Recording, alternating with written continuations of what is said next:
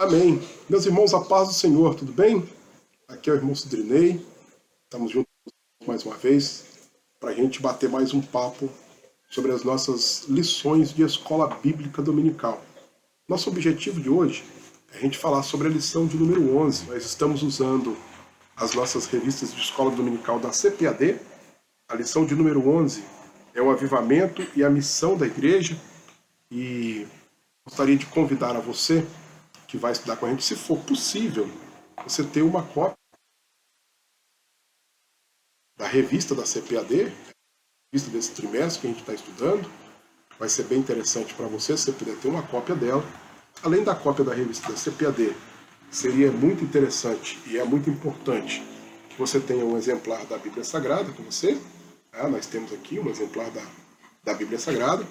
A versão que eu estou usando é a versão de Almeida, revista e corrigida. É muito importante também que você tenha, se possível, um celular com um aplicativo que você possa usar outras versões da Bíblia para conferir algumas informações que a gente vai dar. Eu tenho aqui um aplicativo no meu celular, creio que vocês conseguem enxergar bem aí, esse aplicativo que está aí com o nome de Bíblia. É um aplicativozinho bem interessante. Clicou aqui, você vai abrir uma página da Bíblia Sagrada, você pode escolher qual livro você quer, qual texto, capítulo. Além disso, existe a possibilidade de você escolher diversos idiomas diferentes, diversas versões diferentes. Então é bem interessante o uso desse aplicativo. Também é interessante que você tenha na sua mão uma caneta e um caderno de anotações. Isso vai facilitar muito que você possa fazer alguma anotação e conferir depois, quando você tiver com mais tempo, né? Ou você pode ir pausando o vídeo também e ir fazendo as suas anotações e vai conferindo as referências bíblicas que nós vamos citando. E eu tenho certeza que vai ser bem legal para que a gente possa crescer um pouco no conhecimento da palavra de Deus. Amém assim? Então convido você para você orar comigo e depois que nós orarmos, então, nós vamos iniciar e eu vou usar como base o texto da revista da CPAD e a lição de número 11 do primeiro trimestre do ano de 2023. Amém assim? Vamos lá? Pai querido, nós te damos graça. Obrigado pela oportunidade e pelo privilégio que o Senhor nos deu de estarmos aqui juntos com vários dos teus filhos, das tuas filhas, estudando a tua palavra. Que o teu Santo Espírito possa nos abençoar, nos dar graça, falar ao nosso coração, que nós possamos sair daqui convencidos das verdades da tua palavra e que isso nós venhamos colocar em prática e que de fato o avivamento ele venha nascer dentro dos nossos corações. É o que nós te pedimos em nome de Jesus, o teu Filho. Amém. Então, por favor, você que tem a sua lição, se puder nos acompanhar, abra a lição. Se não tiver a lição, não tem problema. Eu estarei lendo o texto da lição com você. Depois vou disponibilizar aqui um link com o áudio da lição, gravado pelo nosso professor da classe de Escola Bíblica Dominical da Assembleia de Deus de BH. O professor Wilton, ele está sempre gravando, todas as semanas ele grava o áudio da lição, ele disponibiliza isso no YouTube. Eu vou deixar um linkzinho para que você possa entrar no canal do YouTube, onde o professor disponibiliza estes áudios para nós, e então você vai ter a facilidade de poder ouvir esse áudio da lição de número 11 e de todas as outras lições anteriores também. Você vai encontrar lá a classe Daniel, da AD Central de BH. Bom, o tema da nossa lição que nós vamos estudar hoje é o avivamento e a missão da igreja. Para isso, nós temos um texto áureo. E esse texto áureo está escrito no Evangelho de Marcos, capítulo de número 16, versículos de número 15 e 16. Aí, se você tiver a sua Bíblia, por favor, abra a sua Bíblia no Evangelho de Marcos, capítulo de número 16, versículos de número 15 e 16. E eu vou ler para você, e você acompanha aí na sua Bíblia, por favor. Diz assim a palavra do Senhor. E disse-lhes: Ide por todo o mundo, pregai o evangelho a toda criatura. Quem crer e for batizado será salvo, mas quem não crer será condenado. Mateus capítulo de número 16, versículos 15 e 16. Baseado ainda nesse texto bíblico que temos lido e no tema da nossa lição, que é o avivamento e a missão da igreja, nós temos o que nós chamamos de verdade prática. É aquela verdade que nós temos que praticar. E ela diz o seguinte: neste tempo, marcado pela falta de fé, a igreja só pode cumprir a sua missão se estiver imersa no avivamento espiritual. Talvez para você que está assistindo apenas esta aula, este termo avivamento não seja muito familiar, mas aí eu te convido a ouvir todos os áudios das lições anteriores e você vai se familiarizar bem com este termo avivamento e vai ser interessante para você. Agora, por favor, abra sua Bíblia em Marcos, capítulo de número 16, é o último capítulo do Evangelho de Marcos, e nós vamos ler versículo 14 até o versículo de número 20. Então, se você puder, abra sua Bíblia, Marcos, capítulo 16, nós vamos ler do versículo 14 até o versículo de número 20. E a Bíblia diz o seguinte: finalmente apareceu aos 11, estando eles assentados à mesa, e lançou-lhes em rosto a sua incredulidade e dureza de coração, por não haverem crido nos que o tinham visto já ressuscitado. E disse-lhes: ide por todo o mundo, pregai o evangelho a toda criatura. Quem crer e for batizado será salvo, mas quem não crer será condenado. E estes sinais seguirão aos que creem. Em meu nome expulsarão os demônios, falarão novas línguas, pegarão nas serpentes, e se beberem alguma coisa mortífera, não lhes fará dano algum. E porão as mãos sobre os enfermos e os curarão. Ora, o Senhor, depois de lhes ter dado, ou de lhes ter falado, foi recebido no céu, e assentou-se à direita de Deus. E eles, tendo partido, pregaram por todas as partes, cooperando com eles o Senhor e confirmando a palavra com os sinais que se seguiam. Amém. Esta vai ser, ou é, a leitura bíblica, que servirá de base para toda a lição que nós estaremos falando com você a partir de agora. Se você tiver alguma dúvida depois, pode deixar as dúvidas no chat ou nas informações do vídeo e a gente posteriormente vai responder as dúvidas que você tiver, tá bom? Então a nossa introdução diz o seguinte: neste trimestre, vimos que, nos primórdios, a igreja era conhecida pelo seu dinamismo na evangelização, no cuidado com os necessitados, como resultado do grande avivamento produzido pelo Espírito Santo. Depois que foram revestidos de poder, os discípulos nunca mais foram os mesmos. Eles receberam mais poder para cumprir o mandato de Jesus. Hoje, mais do que nunca, as igrejas cristãs precisam do avivamento espiritual para proclamar o Evangelho do Cristo no mundo que está em rebeldia contra Deus. Esta é apenas a nossa introdução e nós vamos discorrer a respeito deste assunto no passar da nossa lição. Queria apenas ressaltar e lembrar aos irmãos a diferença entre a vida dos discípulos antes e depois de receber o batismo com o Espírito Santo. Nós não estamos afirmando para os irmãos que o batismo com o Espírito Santo é o avivamento, mas eu posso garantir para vocês que um verdadeiro avivamento, ele tem entre todas as suas benécias que traz para a igreja a manifestação dos dons espirituais e dos sinais e, consequentemente, o batismo com o Espírito Santo. Um avivamento sem o batismo com o Espírito Santo é um avivamento que não é completo. A igreja recebe uma ordem de Jesus, e nós lemos isso em Marcos capítulo 16, que nós começamos a ler aqui, e a partir do versículo 15, está escrito para nós assim, portanto, ide por todo, pregai o evangelho a toda criatura. Olha que dificuldade.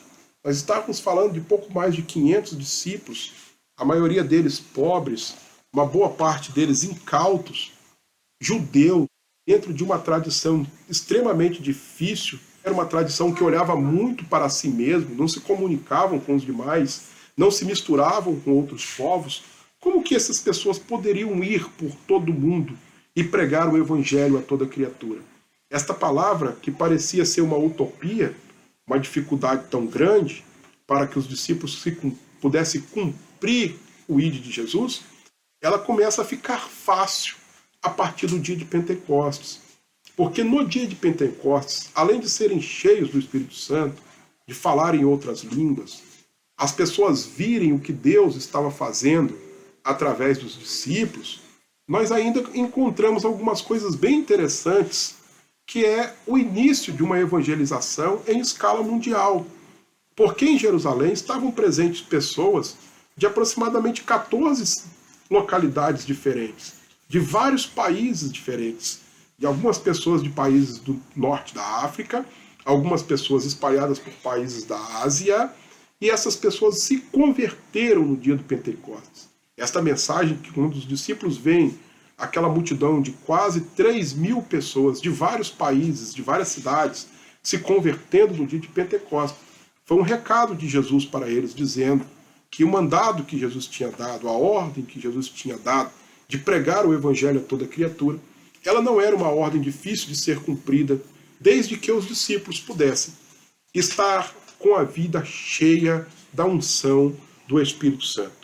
Os dias que nós estamos vivendo hoje são dias tão difíceis para a igreja, são dias que as pessoas estão cheias de conhecimento, cheias de questionamento, e que nenhum conhecimento prático que nós venhamos ter, nenhum conhecimento teológico que nós venhamos ter, ele será suficiente para impactar este mundo, se ele não for acompanhado de uma presença profunda do Espírito Santo na vida daqueles que pregam. É bem verdade que nós já ouvimos uma frase que eu não sei quem é o autor dela, mas ela diz que o evangelho, que o mundo lê, este evangelho é a nossa vida. No culto que nós tivemos no domingo passado, eu me lembro do nosso pastor Adolfo estar falando que o nosso testemunho, ele prega muito mais alto do que qualquer mensagem que nós venhamos a pregar. Então, preste atenção. O nosso pastor estava falando que qualquer testemunho, ele vale muito mais do que qualquer mensagem que nós venhamos a pregar. Para que o nosso testemunho possa ser válido, nós precisamos de uma vida cheia do Espírito Santo. Meus irmãos, não há conhecimento que faça um pai resistir à autoridade do Espírito Santo quando ele precisa de ver o seu filho liberto de um espírito imundo. Não há conhecimento que possa resistir a um pai que precisa ver o seu filho curado de uma enfermidade terminal quando vem um crente cheio do Espírito Santo e então ora por ele e os sinais se manifestam. Essa pessoa ela é impactada de maneira direta, meus queridos, é impactada. Então você prega a palavra, o Espírito Santo confirma a palavra com os sinais, como está escrito em Marcos, capítulo de número 16, e ele convence o homem que está ouvindo a palavra do pecado, da justiça e do juízo, e assim o nome de Jesus Cristo ele é glorificado. Por isso busque com intensidade este avivamento na igreja. Agora preste atenção, o nosso ponto 1 da lição, ele fala do avivamento nos dias de Cristo. Primeira coisa, o nosso comentarista diz que houve um desânimo muito grande por parte dos discípulos. E os irmãos, por favor, não julguem os discípulos. A situação deles era extremamente difícil. Jesus havia morrido, havia sido sepultado. E agora os discípulos estavam sozinhos, a esperança deles era que Jesus reinasse, não que ele morresse. E agora os discípulos começam, então, a estar desanimados. Olha o que diz o texto bíblico, no versículo 10 do capítulo 16 de Marcos. E partindo ela, anunciou aqueles que tinham estado com eles, os quais estavam tristes e chorando. Mas não era apenas triste que os discípulos estavam, não apenas desanimados. Eles também estavam sem fé. Olha o que está escrito no versículo 11. E ouvindo eles que vivia e que tinha sido visto por ela, não o creram. Olha que coisa interessante. Aí no versículo de número 12, diz assim: e depois manifestou-se de outra forma a dois deles que ia a caminho para o campo. No versículo 13, e, indo estes, anunciar aos outros, mas nem ainda estes creram. Olha que coisa interessante. Não era apenas um desânimo. Não era apenas um desânimo. Era uma falta de fé. Os discípulos que tinham recebido de Jesus a palavra de que ele iria ressuscitar, mesmo com o testemunho de Maria Madalena, das outras Marias, e com o testemunho de Cleófas e do outro discípulo que encontrou com Jesus enquanto ia a caminho do campo, para onde que eu tirei o nome Cleófas se não está escrito em Marcos? Tirei do Evangelho de Lucas. Lá Lucas diz que um dos dois era o Cleófas. Esses discípulos agora eles são tomados de desânimo e são tomados de falta de fé. Não critiquem os discípulos. O desânimo e a falta de fé às vezes vem, mas nós precisamos de combater esses dois inimigos terríveis da nossa salvação e que pode nos levar, inclusive, a perder a nossa salvação em Cristo, porque a salvação ela é pela fé.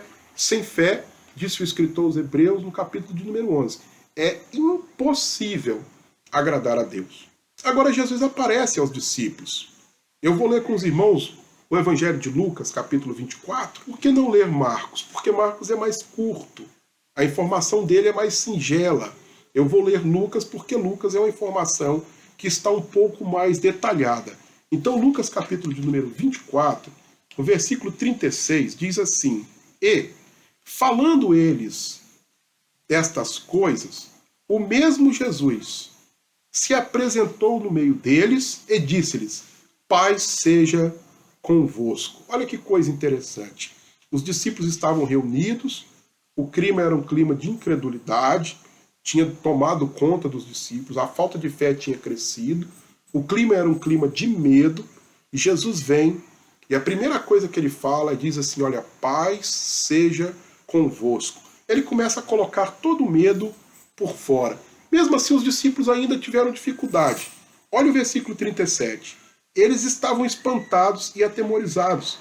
Pensavam que viram algum espírito. Mas Jesus disse-lhes: por que estáis perturbados? E por que sobem tais pensamentos nos vossos corações? Aí Jesus começa a mostrar que, na verdade, ele estava ali e era ele mesmo. Aí ele convida os discípulos e fala assim: vede as minhas mãos, e vede os meus pés, que sou eu mesmo. Apalpai-me e vede, pois um espírito não tem carne nem ossos. Vede como eu tenho. Olha que coisa interessante.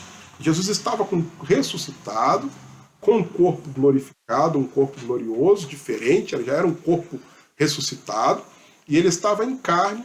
Quando ele fala, veja as minhas mãos e veja os meus pés, é porque as mãos de Jesus tinham sido cravadas na cruz, você lembra disso? E os pés deles tinham sido pregados. Então, quando ele usa essa expressão, ele está dizendo, mostra que, olha aqui para você ver, olha o buraco aqui, olha o buraco aqui, olha o buraco nos pés, veja que sou eu mesmo, pode tocar para ver que eu sou de carne e osso. Os discípulos ainda estavam em dúvida.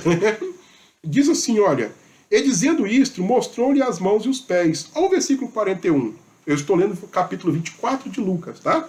Ele diz assim, e não o crendo eles ainda, por causa da alegria, e estando maravilhados, disse, tendes aqui alguma coisa para comer? E mesmo assim, eles ainda estavam com dificuldade de crer. Estas eram algumas questões que estavam acontecendo. Mas agora, quando Jesus se coloca diante deles, a situação começa a mudar. Esta situação de incredulidade, essa questão da situação do desânimo, começa a dar lugar a uma situação diferenciada, porque eles recebem uma ordem de Jesus. E eles recebem a ordem de Jesus, e a ordem é, ide por todo mundo, e pregai o evangelho a toda criatura. Quem crer e for batizado, será salvo, mas quem não crer será condenado. Naquela ocasião, estou lendo o terceiro ponto da nossa lição, naquela ocasião, Jesus prometeu sinais e milagres autenticariam o ministério dos discípulos. Olha o que está escrito em Marcos, capítulo 16, versículo de número 17. Está escrito para nós assim, ó, e estes sinais seguirão os que creem. Em meu nome expulsarão demônios, falarão novas línguas. Versículo 18. Pegarão nas serpentes, e se beberem alguma coisa mortífera, não lhes farão dano algum, imporão as mãos sobre os enfermos e os curarão. Olha, quando Jesus começa a dizer isso para os discípulos começam a lembrar de experiências que eles tiveram antes, enquanto eram missionários enviados por Jesus. Leia isso em Mateus, capítulo de número 10. Leia isso em Lucas, capítulo 9 e Lucas, capítulo 10. No primeiro, você vai encontrar Jesus mandando 12, ou seja, os 12 apóstolos, inclusive Judas, que o traiu. No segundo, você vai encontrar Jesus mandando 70, além dos 12, ele coloca mais 58, completa 70, e manda-os pregar o evangelho por todas as cidades. E a Bíblia diz que os sinais acompanhavam os discípulos. Eles chegam todo alegre, voltando e testemunhando a Jesus, falando: Senhor, até os espíritos imundos nos sujeitavam quando nós falávamos em seu nome.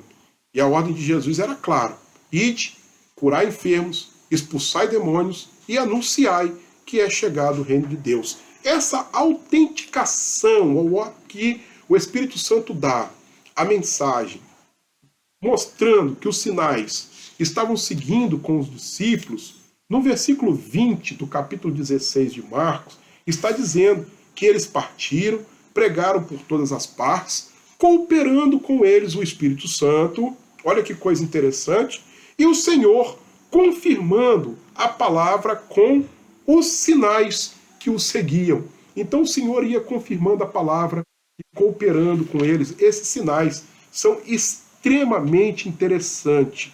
Se você olhar a história da igreja em Atos dos Apóstolos, e aí eu gostaria que você lesse a Bíblia Sagrada comigo, eu vou até ler alguns textos aqui porque eu julgo de extrema importância para nós, porque a igreja de Jesus, ela continua sendo a igreja de Jesus. Estes sinais que Jesus fala com os seus discípulos, esses sinais, eles continuam a atuar na vida da igreja. Se está faltando, é porque a igreja está em falta, não porque Jesus está em falta, ou porque a Bíblia disse que os sinais seguiriam apenas por um tempo determinado. Esses sinais, o prazo de validade deles é quanto a igreja pregar o evangelho. Enquanto a igreja estiver pregando o evangelho, os sinais continuarão seguindo aos que creem. Quando a igreja parar de pregar o evangelho, os sinais pararão. Atos dos Apóstolos, capítulo de número 3, vai contar para nós a história de um paralítico que estava na porta do templo, chamada Formosa. Quando você lê aqui, você vai ver que o apóstolo Pedro, junto com o apóstolo Paulo, indo orar, ele é confrontado por aquele homem pedindo uma esmola. No versículo 3 do capítulo 3 de Atos, está escrito assim: o qual, vendo a Pedro e João que iam entrando no templo, pediu-lhe que lhes desse uma esmola. E Pedro, com João, fitando os olhos nele, disse: olha para nós. E olhou para eles, esperando receber deles alguma coisa.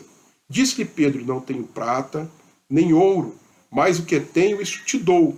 Em nome de Jesus Cristo Nazareno, levanta-te e anda. Parou aí? Não. Continuou. E tomando-o pela mão direita, o levantou, e logo seus pés e tornozelos se firmaram. E saltando ele, pôs-se em pé e andou, e entrou com eles, saltando e louvando a Deus. Esse é o Deus da igreja. Esse é o Deus que faz milagre. Você continua lendo o Atos dos Apóstolos, capítulo de número 5, versículo de número 15, você vai encontrar Deus fazendo milagres. Olha como está escrito aqui, ó: de sorte que transportavam os enfermos para as ruas e os punham em leitos e em macas, para que ao menos a sombra de Pedro tocasse quando este passasse, cobrindo algum deles. E até das cidades circunvizinhas concorria gente a Jerusalém, conduzindo enfermos e atormentados de espíritos imundos, os quais eram todos curados. Isso é o que está escrito na Bíblia, não sou eu que estou inventando. Você pode olhar aí, Atos dos Apóstolos, capítulo 5, versículo 15, versículo 16. Aí você pode dizer: mas esse milagre acontecia porque Pedro era um apóstolo. Não, não é verdade. Abra a Bíblia em Atos dos Apóstolos, capítulo de número 8. Nós vamos ler aqui o versículo 7. Atos dos Apóstolos, capítulo 8, conta a história de Filipe pregando em Samaria. No versículo 7, diz assim, olha: pois os espíritos imundos saíam de muitos que os tinham, clamando em alta voz, e muitos paralíticos e coxos eram curados. E havia grande alegria naquela cidade. E não foi Pedro, e nem foi João, nem foi Tiago, não foi nenhum dos 12. Aqui era Filipe, que Deus estava usando para operar milagre. Se você ler Atos dos Apóstolos, capítulo de número 10, capítulo de número 9, você vai encontrar um discípulo chamado Ananias. E Ananias vai orar por Paulo, que vai se tornar um grande apóstolo do Senhor Jesus Cristo. E Paulo estava cego, e quando Ananias ora por ele, Jesus cura. E Ananias não era apóstolo. Ananias era um discípulo, nem era diácono, não era presbítero. Não há registro nenhum de que Ananias tivesse algum cargo de expressão eclesiástica na igreja. Era um discípulo. E Jesus chamou ele, mandou ele na rua chamada direita, ele entrou, orou por Saulo, Saulo foi curado, se converteu formalmente, foi batizado por Ananias. Olha que coisa linda! Não foi batizado por Pedro, por Tiago, por João, foi batizado por Ananias e depois agora se torna este grande pregador que nós conhecemos, que foi o apóstolo Paulo. Aí tem mais textos bíblicos que você pode ler e você vai ver que coisa impressionante que Deus ia fazendo. Atos dos Apóstolos, capítulo de número 14, você vai encontrar Deus usando vai encontrar Deus usando Paulo, juntamente com Silas, para fazer milagres tremendos. Na verdade, Paulo e Barnabé, né, na primeira viagem, Deus vai usar esses dois homens de Deus e eles vão fazer coisas grandes na presença do Senhor. Coisas grandes. Em Listra, versículo 8 do capítulo 14, Deus cura um aleijado dos pés que era coxo desde que nasceu, nunca tinha andado. E quando Paulo viu esse homem, fixou nele os olhos e vendo que tinha fé para ser curado, disse em voz alta: levanta-te direito sobre os teus pés. E ele saltou e andou. Atos dos Apóstolos, capítulo número 14, do versículo 8 até o versículo 10. E Paulo não era apóstolo aqui ainda. Paulo era profeta da cidade de Antioquia, mas ele ainda não era um apóstolo. E Deus estava fazendo milagres através da vida de Paulo. Então, este avivamento pós-ressurreição de Jesus é algo tremendo. E você, como servo de Deus, precisa entender que estas verdades que estão na Bíblia, elas têm validade para nós hoje. Elas não são apenas para os dias da igreja primitiva, para os dias apostólicos. Você também pode ser cheio do Espírito Santo, você também pode fazer coisas grandes no nome de Jesus Cristo. Agora eu te convido a entrarmos no item 2 da nossa lição, que diz o avivamento na missão da igreja local. Preste atenção. O avivamento nas missões locais. O avivamento espiritual, como consequência do Pentecoste, produziu uma chama no coração dos seguidores de Jesus. Mesmo com perseguições, os apóstolos pregavam ousadamente o Evangelho de Cristo, começando por Jerusalém. Eles foram perseguidos e presos por terem proclamado a doutrina de Cristo na Cidade Santa, mas foram libertos pelo poder de Deus e continuaram a pregar o Evangelho. Este é o modelo de evangelização dinâmica local. Não só pregar dentro das quatro paredes do templo, mas realizar evangelização pessoal nas casas, nos bairros. A igreja avivada apresenta sinais de que o Pentecostes está vivo em sua prática missionária. Há uma demonstração de que os dons espirituais estão ativos na sua vida e o amor pela pregação do Evangelho se faz notório. Olha que coisa linda! Nosso comentarista lembrando os primeiros dias e a igreja fazendo a pregação que nós chamamos de missões locais, ou seja, dentro da sua própria cidade, do seu próprio território, da sua própria vila, do seu próprio bairro. Era isso que os discípulos estavam fazendo. Não era nada fácil. Os discípulos foram presos mais de uma vez. Mais de uma vez. Vocês lembram que a Bíblia fala que Tiago foi morto à espada, que Pedro foi preso e Jesus libertou Pedro da prisão enquanto a igreja orava na casa da mãe de João Marcos. Agora, em Atos dos Apóstolos, capítulo 5, versículo 27 a 29, conta que todos os apóstolos foram presos. E Deus libertou os apóstolos. E os homens ficaram loucos, quando no outro dia saíram para procurá-los e acharam os apóstolos na porta do templo pregando a palavra do Senhor. Mas por que estas coisas acontecem, irmão? Porque se dedicou a pregar. Porque a igreja levou a sério a ordem de Jesus Cristo. E Jesus levou a sério a promessa que ele fez para o seu povo de que os sinais seguirão aos que crerem. No meio dos sinais, não estava escrito que Jesus ia abrir porta de cadeias, mas mesmo assim ele fez com que as cadeias fossem abertas e os anjos participando ativamente desse milagre para que a igreja do Senhor experimentasse de maneira poderosa. A verdade é que se nós nos voltarmos a fazer a obra de Deus com a mesma intensidade, com o mesmo amor e com o mesmo afinco com que a igreja primitiva fazia, nós voltaremos a experimentar os mesmos milagres que a igreja primitiva experimentou naqueles dias. Nós vamos ver cadeias se abrindo, paralíticos andando, mortos ressuscitando, mudos sendo curados, surdos, pessoas sendo curadas de lepra, de AIDS, de câncer e de tantas outras enfermidades, como várias vezes a gente tem tido notícia. Eu tenho o privilégio de falar com os nossos irmãos que os nossos cultos na Assembleia de Deus Central de Belo Horizonte têm sido marcados todas as quintas-feiras e os domingos por uma presença extraordinária do Espírito Santo. Os irmãos que têm frequentado os cultos têm visto as pessoas dando testemunho de que Jesus tem curado as enfermidades. Nós estamos vendo praticamente todos os nossos cultos pessoas sendo libertas, pessoas oprimidas sendo libertas. Isto é sinal de que um avivamento está chegando. Então você, na sua congregação, onde quer que você esteja, comece a orar, buscar a Deus e a ensinar a esse assunto. Porque se você ensinar que Jesus cura, o povo vai crer, vai buscar e Jesus vai curar. Se você ensinar que Jesus batiza com o Espírito Santo, o povo vai crer, vai buscar e Jesus vai batizar. Se você ensinar que Jesus ressuscita mortos, que Jesus liberta oprimidos, o povo vai crer, vai buscar e Jesus vai fazer e o nome do Senhor vai ser glorificado. O item 2 diz avivamento nas missões regionais.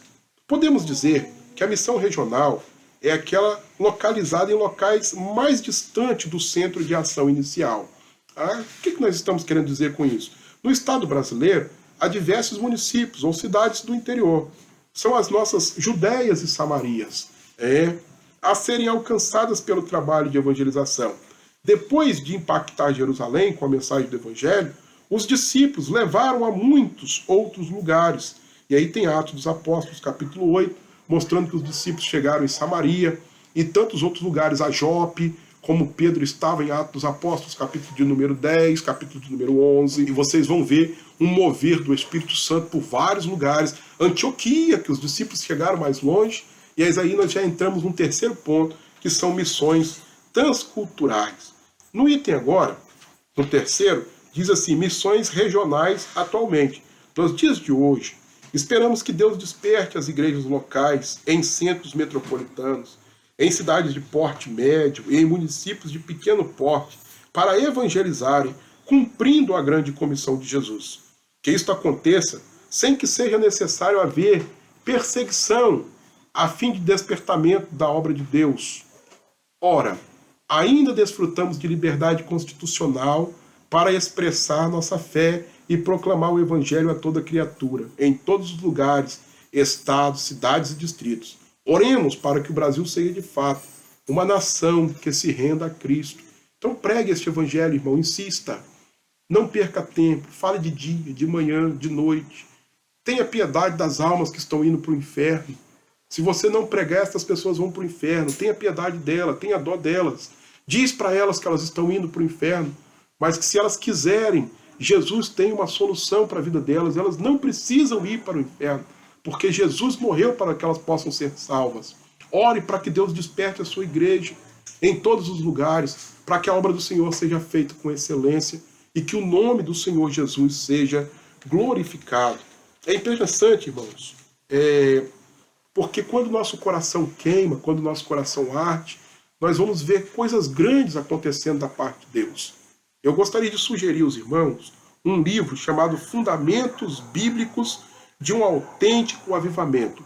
Fundamentos Bíblicos de um Autêntico Avivamento. Neste livro, você vai conhecer a história de um irmão chamado John Knox. John Knox. Quem foi John Knox, irmão? Um grande homem de Deus. Um apóstolo que Deus levantou para pregar na Escócia. Este homem, a história vai contar-nos que ele, quando orava, ele orava e derramava o coração diante de Deus, e ele orava ao Senhor dizendo, dai-me a Escócia. E ele não estava fazendo muita coisa, irmão. Ele estava apenas cumprindo a palavra do Senhor. Salmo número 2, versículo de número 8, está escrito assim: pede-me, e eu te darei as nações por herança, e os confins da terra por possessão. Então a oração do John Knox não era uma oração absurda, irmão. O que ele estava fazendo era simplesmente orar o que o salmista tinha falado no Salmo de número 2, versículo 8. Pede que eu te dou. Então nós que estamos em Belo Horizonte, se nós pedirmos, o Senhor vai nos dar Belo Horizonte. Os irmãos que estão em São Paulo, se você pedir, Deus vai te dar São Paulo. Você que está no Rio, se você pedir, Deus vai te dar o Rio.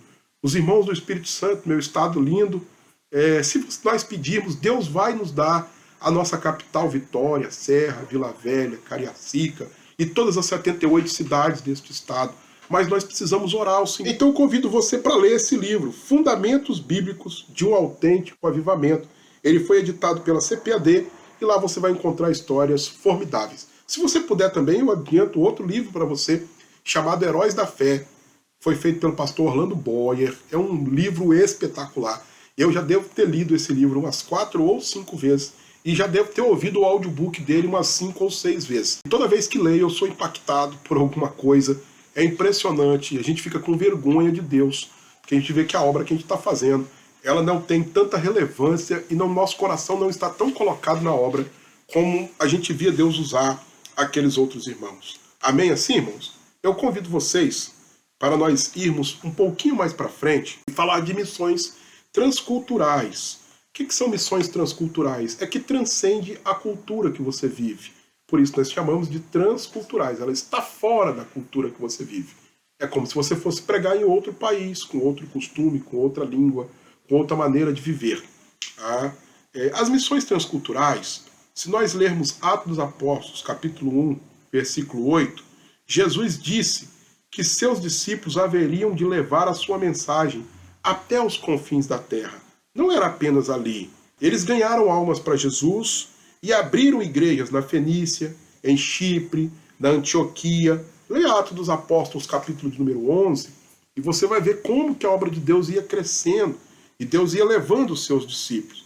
A primeira igreja missionária é a igreja de Antioquia, Atos dos Apóstolos, capítulo de número 11. Você vai encontrar a história do desenvolvimento da igreja de Antioquia. Lá ela cresce tanto que os discípulos resolvem levar para lá Barnabé, um profeta, homem de Deus. Aí sabe por que você está destacando o profeta, irmão Sidney? Porque na escala eclesiástica bíblica, segundo o apóstolo Paulo, primeiro tem apóstolo, depois tem profeta. Ou seja, então abaixo do colégio apostólico estavam os profetas. E Barnabé é um profeta, ou era um profeta da igreja primitiva, de homem de muito respeito, foi o discipulador do apóstolo Paulo, professor de Paulo. Então Barnabé gozava de muito respeito. E ele vai para a igreja de Antioquia. E ali a obra do Senhor começa a crescer de uma maneira grande, porque foi através de Paulo, que estava na igreja de Antioquia junto com Barnabé, que a Europa começa a ser evangelizada. A Europa começa a ser uma Europa pré-cristã. O apóstolo Paulo é o precursor de levar a palavra de Deus em terras europeias. E Deus vai fazendo coisas grandes e a unção do Espírito Santo, ela vai crescendo. Agora, permita-me chamar a atenção dos irmãos, porque o nosso ponto 2 fala assim, evangelização e decadência espiritual da Europa. Quem é a Europa? A Europa é o berço do avivamento mundial. A Europa é o berço do crescimento do cristianismo. É da Europa que Deus levanta homens para pregar o evangelho para todos os lugares. É da Europa que veio o avivamento pentecostal para o Brasil, através dos missionários suecos Daniel Berg e Gunnar Wing. Homens de Deus que Deus levantou, saíram da Suécia, foram para os Estados Unidos. Dos Estados Unidos desceram para Belém do Pará, onde começaram a pregar em um país que eles sequer sabiam falar a língua. E o Espírito Santo cooperando com eles, irmãos.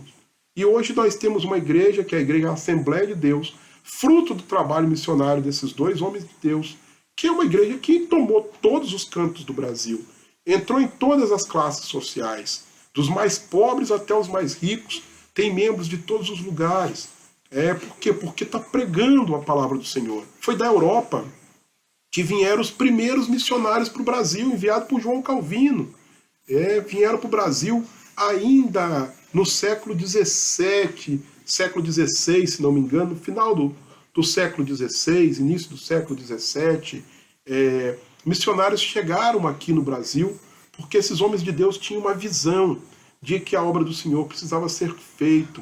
Deus vai levantando estes homens com avivamentos tremendos. É a Europa que fornece para nós homens do quilate de John Wesley, que foi um dos maiores pregadores pentecostais de todos os tempos, sem nunca ter se declarado pentecostal. Mas era um homem que era cheio do Espírito Santo, falava em línguas, curava enfermos, expulsava demônios e tinha uma vida de oração intensa. É da Europa que nós temos Charles Spurgeon, é da Europa que nós temos David Livingstone, que foi o grande homem que Deus usou para pregar na África, dedicando-se a missões transculturais. E Deus vai levantando estes homens. Mas hoje a Europa, por não cuidar, por não valorizar, por não continuar buscando manter acesa a chama do Espírito Santo, por ignorar o recado do apóstolo Paulo aos Tessalonicenses, onde ele diz: não extingais o Espírito, achando que seria impossível que isso acontece. Todos esses movimentos espirituais que aconteceram na Europa, hoje eles são apenas histórias. A Europa é um continente pós-cristão. Existem países na Europa que menos de 5% da população frequenta uma igreja regularmente. E a cada dia que passa, a Europa mergulha numa decadência espiritual crescente, e numa crescente onda de islamismo, porque algumas pessoas do mundo muçulmano mudaram-se para a Europa, principalmente para a França, e da França começam a se espalhar para outros países europeus, e o cristianismo vai perdendo espaço, o islamismo vai ganhando espaço, o ateísmo vai ganhando espaço, e em alguns lugares nem islã, nem ateus, são pessoas completamente agnósticas, sem sequer ter conhecimento da existência de Deus. E como é que nós podemos fazer, irmãos? Aí eu entro no ponto 3 da nossa lição, do item 3, para que nós possamos terminar um clamor pelo avivamento espiritual. As missões transculturais, elas cumprem a última etapa da missão da igreja, até os confins da terra. Elas concretizam o ide imperativo de Jesus, que ordenou aos seus discípulos a irem por todo o mundo e pregarem o evangelho a toda criatura. Este objetivo missionário só pode ser alcançado se houver um avivamento espiritual em todas as igrejas, a começar pelos pastores, líderes ou dirigentes. Que Deus reavive a sua obra em todo o mundo. Oremos como Abacuque. Ouvi, Senhor, a tua palavra e temi. Aviva, ó Senhor, a tua obra no meio dos anos, e no meio dos anos a notifica. Na ira, lembra-te da tua misericórdia. Meus queridos irmãos, diante desta oração necessária que nós precisamos estar fazendo e clamando a Deus por um avivamento, e estar com o nosso coração aberto, pedindo ao Senhor que Ele possa falar conosco e nós possamos ouvir aquilo que Deus tem para falar conosco e obedecer à voz do Espírito Santo. Obedeça a voz, obedeça aos comandos do Espírito Santo. Deixe o Espírito Santo de Deus te usar. Não tenha medo de ser usado pelo Espírito Santo, porque as pessoas estão precisando. E só um avivamento pode levar o Evangelho até os confins da terra e reverter esta situação de incredulidade que as pessoas estão vivendo hoje em dia, não só no Brasil, mas em todo o planeta Terra. Uma questão de incredulidade como nunca vimos antes. Mas se você orar, Deus pode levantar você e outras pessoas mais para fazerem grandes obras, grandes avivamentos, como nós vimos com John Wesley, com Charles Spurgeon, com Moody, com Charles Finney, um homem que Deus usou de uma maneira extraordinária, que às vezes só de passar as pessoas eram movidas pelo Espírito Santo sem conseguir entender o que comoção era aquela que trazia a presença daquele homem. Era uma forte unção do Espírito Santo. Quantas vezes, há pouco tempo atrás, nós vemos notícias de irmãos nossos passando pelas ruas e pessoas endemoniadas caindo no chão. Você pergunta como é que pode, sem nem sequer saber o que estava acontecendo. Unção do Espírito Santo. Quantas vezes nós tivemos testemunhos de irmãos nossos passando na rua e as pessoas encostarem neles chorando e dizendo assim: você é crente, não é? ore por mim, por favor, porque a presença de Deus na vida de um cristão autêntico é algo tão tremendo que acontece como Eliseu e aquela senhora que não tinha filhos, que olhou para o esposo dela e disse: olha, eu vejo que aquele homem que passa constantemente aqui por nossa casa é um santo homem de Deus. Vamos construir um quartinho para ele. Olha que coisa linda, irmão. Sem Eliseu precisar abrir a boca, a mulher via que ele era um homem, porque a unção, ela fala profundo no coração dos irmãos. Para concluirmos hoje, eu leio o que disse o nosso comentarista. Os cristãos avivados demonstram um compromisso com Deus, com Cristo, com a missão da igreja. Eles têm amor pela obra de Deus e cooperam com a evangelização local, regional e transcultural. Em várias igrejas cristãs, mesmo no século da falta de fé, há demonstração de avivamento espiritual com a manifestação dos dons do Espírito Santo e o fervor na busca pelas almas perdidas. Esta é a missão da igreja do Senhor Jesus Cristo. Deixa-me dizer-te uma palavra para que possamos terminar hoje. Preste bem atenção. Jesus diz que aquele que me ama, ele guarda as minhas palavras. Em outra versão diz que aquele que me ama, ele obedece às minhas palavras. Então, se você não está pregando a palavra de Deus, se o ID não fala profundo no seu coração, tenha certeza de que você não ama Jesus. Você pode fazer qualquer coisa. Você gosta dele, você acha legal ficar perto dele, você acha legal o que ele faz, a palavra dele é muito legalzinha, ele é uma baita filosofia de vida, mas amor por Jesus você não tem. Aquele que ama Jesus, ele obedece às palavras de Jesus.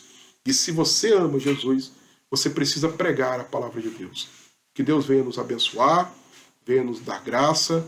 Se você que está me ouvindo é da cidade de Belo Horizonte, eu te convido todos os domingos, às 9 horas da manhã. Você está conosco no nosso templo central. A nossa Assembleia de Deus fica na Rua São Paulo, número 1371. Nós estamos ali no bairro Lourdes. É uma rua bem conhecida, fica próximo do Shopping Cidade. É fácil acesso, você vai ser bem recebido. Venha estudar conosco aos domingos a palavra de Deus. Venha também estudar na segunda-feira à noite, temos estudo bíblico a partir das 19h30. Nas terças-feiras também temos estudo bíblico a partir das 19h30. Na quinta-feira temos culto de adoração a partir das 19h30. No domingo, a partir das 18 horas, temos culto de adoração a Deus. E você é o nosso convidado para estar conosco. Se preferir também, questão de tempo, nas quartas-feiras, no período da tarde, a partir das 15 horas, você já encontra a igreja aberta para o círculo de oração. Na quinta-feira também temos o círculo de oração. E na terça-feira, também à tarde, nós temos o trabalho da melhor idade, que são para os irmãos que já passaram dos 60, dos 70, e que às vezes não podem ir à noite na igreja. A igreja está aberta à tarde, na terça-feira, e tem sido dias de muitas bênçãos. E eu convido você a estar conosco. Que Deus abençoe você, em nome de Jesus. Vamos orar? Pai querido, obrigado por esse espaço que tivemos com os teus servos, com a tua igreja. Que esta palavra possa falar profundo ao coração de cada um de nós. É o que nós te pedimos, em nome de Jesus. Amém, Senhor, e amém.